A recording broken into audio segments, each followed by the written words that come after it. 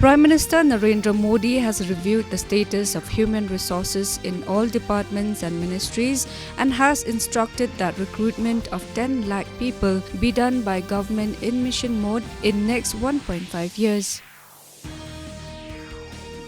Chief Minister Conrad K. Sangma today flagged off an ambulance under CMDSF at a function that was held at St. John's, Whitehall, Dumdum Nong Thamai. The function was also attended by Amprin Lingdo, Latiplang Kharkungor, Fantin Joseph, Lakadong and Gemino Mautho.